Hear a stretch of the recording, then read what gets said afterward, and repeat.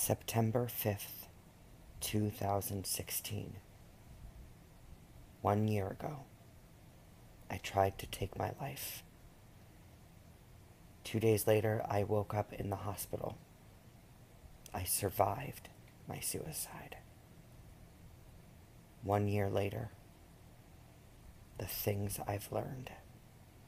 The Shek check, starting now.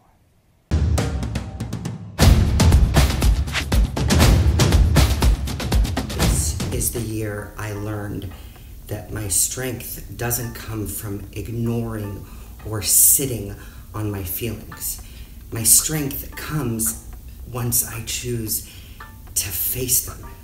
As much as the year I learned that selfish and selfless can coexist healthily, as long as I choose to be transparent with myself on, finding a healthy balance, given the situation. Fluidity, yo. The year that I learned that my critics teach me more than I let myself admit. It literally hurt my heart and my brain to say that. I'm just saying.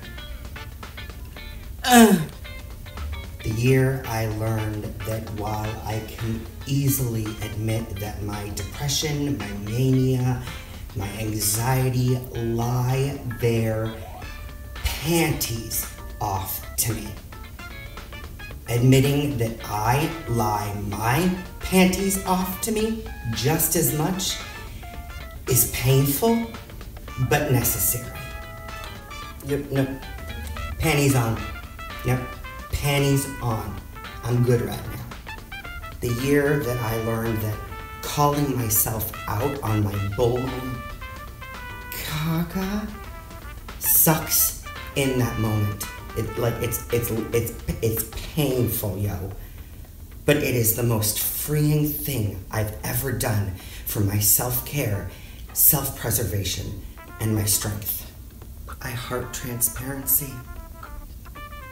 True story. Words are awesome.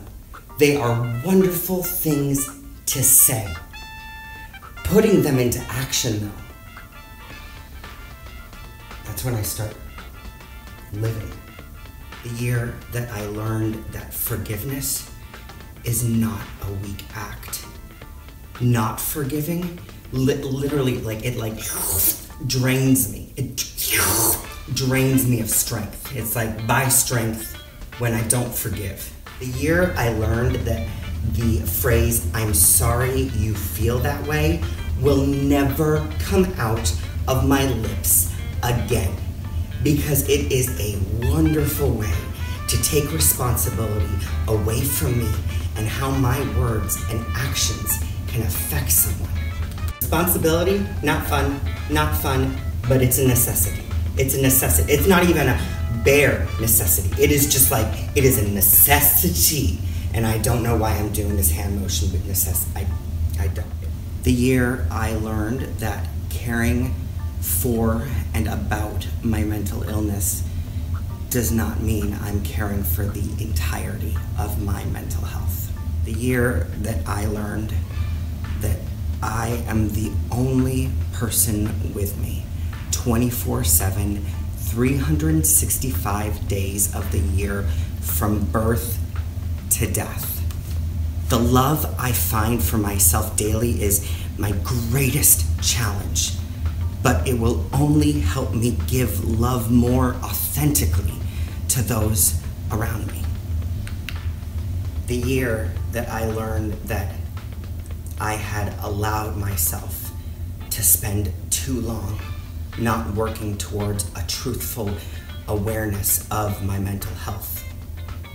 It seemed too hard, and I believed I was just too weak.